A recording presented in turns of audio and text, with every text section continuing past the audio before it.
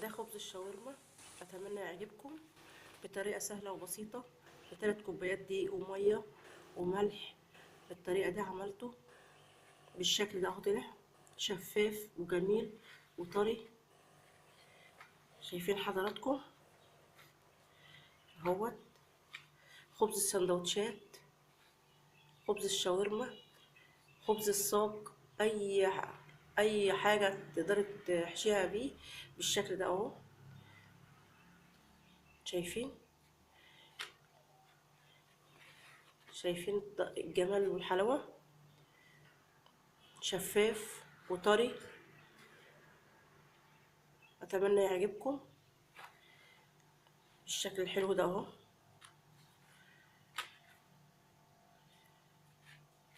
يا رب الفيديو يعجب حضراتكم.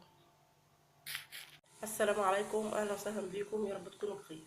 النهارده هعمل لكم عيش الشاورما او خبز الشاورما بطريقه سهله وبسيطه، وهو اصلا مقاديره بسيطه خالص. هنبدا في المقادير. بسم الله الرحمن الرحيم. 3 كوبايات دقيق، معانا كوبايه ميه، معانا معلقه سكر، ومعانا معلقه ملح صغيره. هنبدا بسم الله. ومعانا معلقتين زيت. هنبدا بسم الله. هنحط الملح والسكر على الدقيق. ادي الملح والسكر، ونخلط المكونات. بعد كده هنحط الميه. بسم الله. بالشكل ده كده الميه دافيه. المكونات بتاعته بسيطه وسهله. هو اصلا مش هياخد معاك وقت. نحط الميه بالتدريج بالشكل ده كده.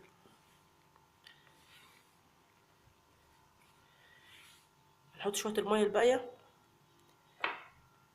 وهنبدا نعجن، ونشوف برضو العجينه محتاجه ميه ولا لا. العجينه كده عايزت معلقتين ميه وحطيتهم، ودي معلقتين زيت. هنبدا نعجن بقى، نلم بقى العجينه بالشكل ده كده. نعجنها عجنه كويسه. نعجن بالشكل ده كده لحد ما العجينه تنعم معانا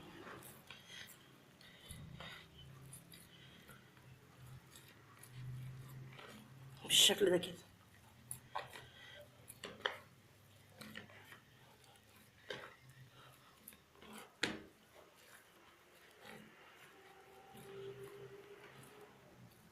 بعد ما العجينه بالشكل ده نعمل بالشكل ده كده اهي. هسيبها بس ترتاح 10 دقايق وهنبدا نقطع فيها اهي بالشكل ده كده. العجينه بقى لها 10 دقايق ارتاحت. هنبدا بقى نقطعها لكور. كل كوره يعني حوالي كده 60 جرام بالشكل ده كده اهو. نرش هنا شويه دقيق كده بالشكل ده كده.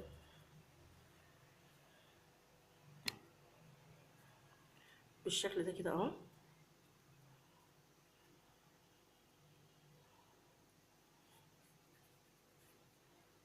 نكورها بالشكل ده كده ونحطها على الدقيق هنا على ما نقطع الكميه كلها. انا هلف العجينه بالشكل ده كده اهو. دي اسهل طريقه لتقفيل العجينه بالشكل ده كده اهو.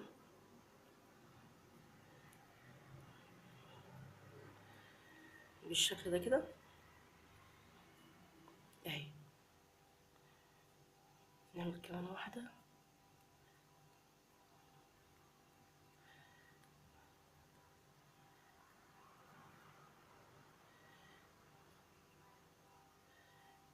بالشكل ده كده اهي.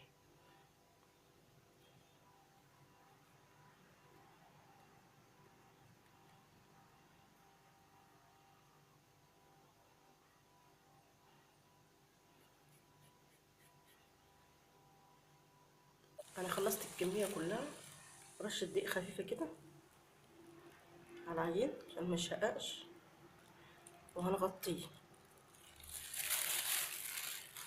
5 دقايق بالظبط كده. هغطيه 5 دقايق على ما اعمل الخليط بتاعه. ده هنعمل العجينه دي خليط عباره عن 4 معالق زيت على 3 معالق دقيق، وهنشوف بقى اذا كان الزيت هياخد دقيق ولا لا. بالشكل ده كده.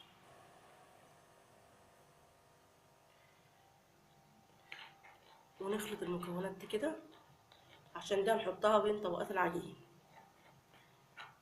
بالشكل ده كده.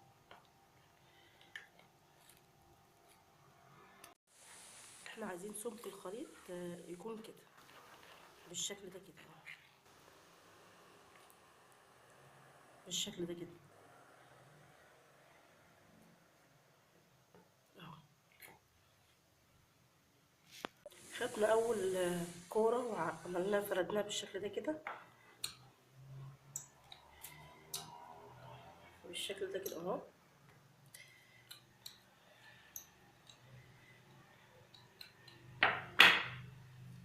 الحجم ده كده، وهنركنها رشه دقيق وهنركنها هنا كده. هناخد كمان واحده بالشكل ده كده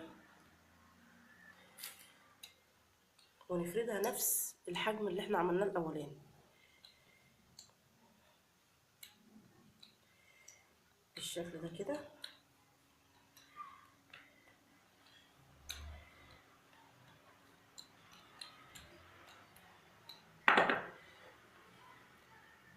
نفس الحجم. نعمل كمان واحده بالشكل ده كده، بالشكل ده كده اهو.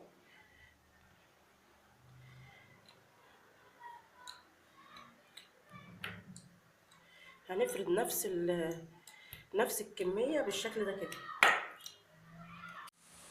خدنا 3 أرغفة من اللي احنا عاملينهم بالشكل ده كده. ممكن تحطي 4 بس يعني حطي 3 عشان يطلعوا معاكي بسهولة.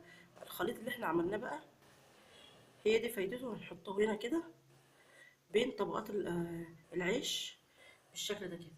بين كل رغيف ورغيف هنحط الخليط اللي احنا عملناه بالشكل ده كده.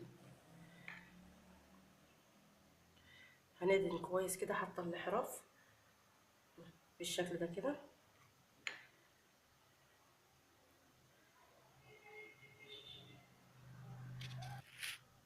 بالشكل ده كده اهو.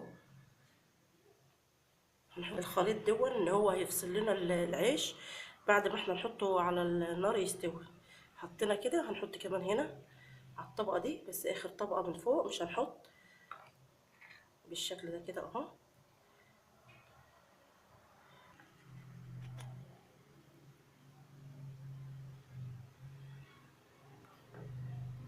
بالشكل ده كده.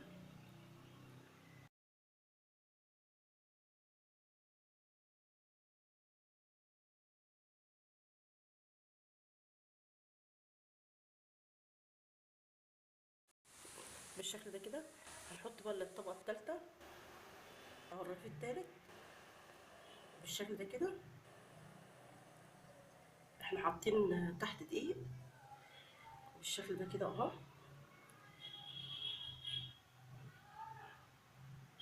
هنفردهم بالشكل ده كده اهو. رشه دقيق خفيفه ونفرد بقى وهنقلب.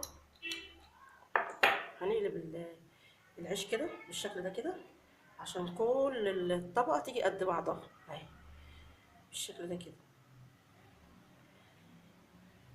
اهو.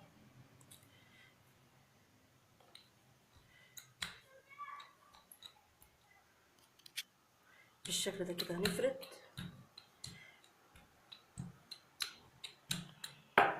ونلفف معانا العجين عشان الرغيف اللي تحت يبقى زي اللي فوق بالشكل ده كده.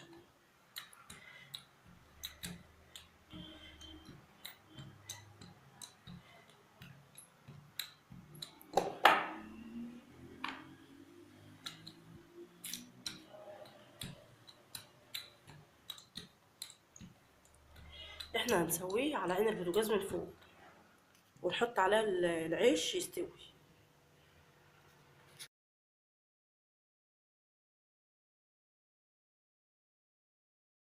هنبدأ بقى، حطينا صينية على البوتاجاز، هنحط العيش بالشكل ده كده اهو، هنفرده بس ثواني كده لحد ما لونه يتغير بالشكل ده كده اهو.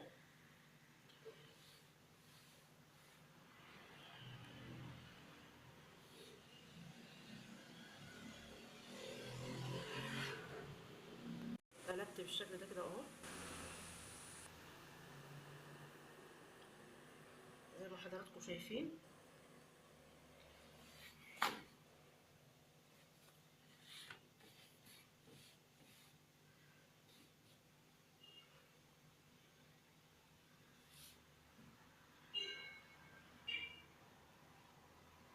بالشكل ده اهو، شايفين الصلاة على النبي جميل اهو. هنلفه بقى في حاجة، في فوطة بالشكل ده اهو، هنفرد بالشكل ده كده.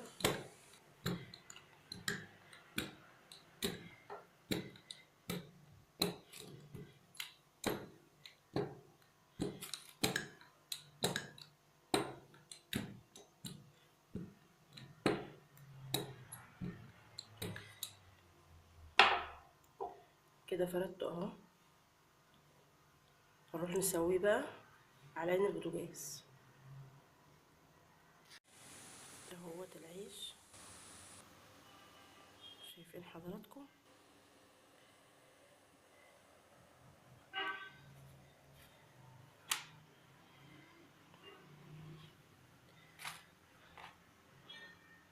ايه رأيكم؟ اسهل مما يمكن، شفاف بالشكل ده اهو. شايفين الخبز، شايفين الجمال، شايفين ما كلفش حاجة خالص، وسهل وبسيط. شايفين اهو شفاف، بدل ما تشتريه من بره هتعمليه بطريقة سهلة وبسيطة. 3 كوبايات دقيق عملوا 12 رغيف، يعني احسن ما تشتريه. بص حضراتكم اهو اهو، شايفين. اتمنى الفيديو يعجب حضراتكم. خبز الشاورما سهل وبسيط اهوت.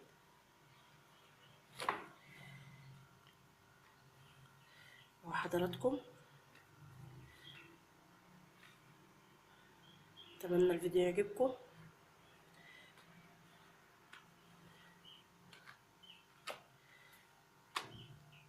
بالشكل ده اهو طلع، وعملته بطريقة سهلة وبسيطة. يا رب الفيديو يعجبكم وينول رضاكم.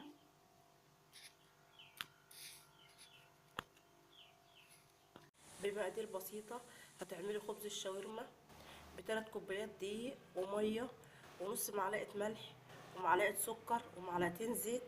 هتعملي الخبز الجميل ده اهو، خبز الشاورما او خبز السندوتشات، مش مكلف حاجة خالص. هتعمليه احلى سندوتشات من ايديكي. اتمنى الفيديو يعجبكم، والسلام عليكم ورحمة الله وبركاته.